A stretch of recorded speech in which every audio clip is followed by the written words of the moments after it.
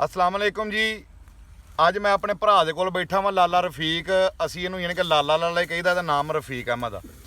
ਅੱਛਾ, ਉਹ ਕਹਿੰਦੇ ਨਾ ਕਿ ਇਰਾਦੇ ਜਿਨਕੇ ਪੁਖਤਾ ਹੋ, ਨਜ਼ਰ ਜਿਨकी खुदा पर हो, तला तुम मौज खेजों से वो कभी घबराया नहीं करते।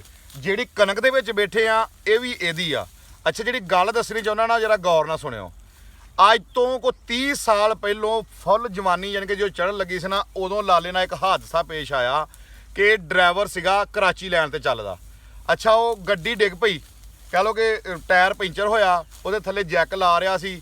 ਕੁਦਰਤ ਦਾ ਕੰਮ ਸੀ, ਯਾਨੀ ਕਿ ਪਿੱਛੋਂ ਕੋਈ ਗੱਡੀ ਆਈ ਉਹ ਵਿੱਚ ਵੱਜੀ, ਇਹਦਾ ਯਾਨੀ ਕਿ ਥੱਲਿਓਂ ਪੈਰ ਬਲ ਕੇ ਤੁਹਾਨੂੰ ਲਾਲਾ ਜੇ ਮਾੜਾ ਜਿਹਾ ਤੁਸੀਂ ਦਿਖਾਉਣਾ। ਆਹ ਦੇਖੋ ਪੈਰ ਯਾਨੀ ਕਿ ਅੱਗੋਂ ਕੱਟਿਆ ਵਾ। ਅੱਛਾ, ਉਹ ਗੱਡੀ ਡਿੱਗੀ, ਇਹਦੇ ਉੱਤੇ ਡਿੱਗ ਪਈ। 2-3 ਦਿਨ ਬਲਕਿ ਉਦੋਂ ਦੌਰ ਇਦਾਂ ਦੇ ਸੀ, ਕੋਈ ਫੋਨਾਂ ਦੇ 2-3 ਦਿਨ ਤੇ ਉੱਥੇ ਹਸਪਤਾਲਾਂ 'ਚ ਵਿਚਾਰਾ ਆਪਣੀ ਮਦਦ ਆਪਦੇ ਤਹਿਤ ਯਾਨੀ ਕਿ ਕਹਿ ਲਓ ਕਦੀ ਕਿਤੇ ਕਦੀ ਕਿਤੇ। ਕੁਦਰਤ ਨੂੰ ਜੋ ਮਨਜ਼ੂਰ ਸੀ, ਪੈਰ ਨਹੀਂ ਬਚ ਸਕਿਆ ਨਾ। ਜਿੰਨੀ ਦਿਨ ਨੂੰ ਪਿੱਛੋਂ ਅਸੀਂ ਪਹੁੰਚੇ, ਯਾਨੀ ਕਿ ਜਿਹੜੇ ਇਹਦੇ ਭਾਈ ਦੂਸਰੇ ਸਾਡੇ ਵੱਡੇ ਪਹੁੰਚੇ, ਉਹਨੇ ਦਿਨ ਨੂੰ ਉਹਦਾ ਪੈਰ ਯਾਨੀ ਕਿ ਕੱਟਿਆ ਜਾ ਚੁੱਕਾ ਸੀ। ਅੱਛਾ, ਅੱਜ ਤੋਂ 30 ਸਾਲ ਪਹਿਲੋਂ ਤੋਂ ਲੈ ਕੇ ਹੁਣ ਤੱਕ ਉਦੋਂ ਛੋਟੇ ਛੋਟੇ ਬੱਚੇ ਸੀ। ਗੱਲ ਕਰਨ ਦਾ ਮਕਸਦ ਇਹ ਆ ਕਿ ਇਨਸਾਨ ਚਾਹਵੇ ਤਾਂ ਸਾਰਾ ਕੁਝ ਹੋ ਸਕਦਾ। ਇਹ ਕਣਕ ਪੂਰੇ ਮੁਰੱਬੇ 'ਚ ਇਹਦੀ ਚੰਗੀ ਹੁੰਦੀ। ਅੱਛਾ, ਇਹਨੇ ਜਿਹੜੀ ਫਸਲ ਬੀਜੀ ਆ ਸਾਰਿਆਂ ਨਾਲੋਂ ਯਾਨੀ ਕਿ ਇਹਦੀ ਮੁਰੱਬੇ 'ਚ ਚੰਗੀ ਹੋਏਗੀ। ਆਪ ਹੀ ਮਿਹਨਤ ਕਰਦਾ ਰਿਹਾ, ਆਪ ਹੀ ਹੁੰਦਾ ਰਿਹਾ। ਪੈਰ ਬੇਸ਼ੱਕ ਕੱਟਿਆ ਗਿਆ, ਇਹਨੇ ਹਾਰ ਨਹੀਂ ਮੰਨੀ। ਸਾਰੇ ਬੱਚੇ ਬਾਇਜ਼ਤ ਤਰੀਕੇ ਨਾਲ ਵਿਆਹੇ। ਅੱਛਾ, ਮਾਲ ਡੰਗਰ ਵੀ ਘਰ ਰੱਖਿਆ, ਮਾਸ਼ਾਅੱਲਾ ਸੋਹਣਾ ਘਰ ਬਣਾਇਆ, ਗਾਂ ਬੱਚਿਆਂ ਨੂੰ ਰੋਜ਼ਗਾਰ ਵੀ ਅੱਛਾ ਦਿੱਤਾ। ਅੱਜ ਵੀ ਤੁਸੀਂ ਬੈਠਿਆ ਵੇਖ ਰਹੇ ਹੋ ਕਿ ਇਹਦੇ ਚਿਹਰੇ ਤੇ ਜਰਾ ਵੀ ਹਚਕਚਾਹਟ ਨਹੀਂ, ਯਾਨੀ ਕਿ ਔਰ ਇੱਕ ਹੱਸਦਾ ਖੇਡਦਾ ਚਿਹਰਾ ਰਿਹਾ। ਜਿੱਥੇ ਵੀ ਮਿਲਿਆ ਸ਼ੁਕਰ ਮਜ਼ਾਕ ਨਾਲ ਇਹਨੇ ਜ਼ਿੰਦਗੀ ਗੁਜ਼ਾਰੀ। ਇਹਨੇ ਆਪਣੇ ਆਪ ਨੂੰ ਯਾਨੀ ਕਿ ਇਹ ਕਹਿ ਲਓ ਕਿ ਕਨਫਿਊਜ਼ ਨਹੀਂ ਹੋਇਆ, ਇਹ ਮਾਯੂਸ ਨਹੀਂ ਹੋਇਆ। ਇਹਨੇ ਕਿਹਾ ਅੱਲਾ ਦੀ ਜ਼ਾਤ ਪਾਕ ਨੇ ਜੋ ਮੇਰੇ ਨਾਲ ਕੀਤਾ ਔਰ ਜੋ ਮੇਰੇ ਨਾਲ ਗਾਂਹ ਕਰਨਾ ਮੇਰੇ ਲਈ ਬਿਹਤਰ ਕਰਨਾ।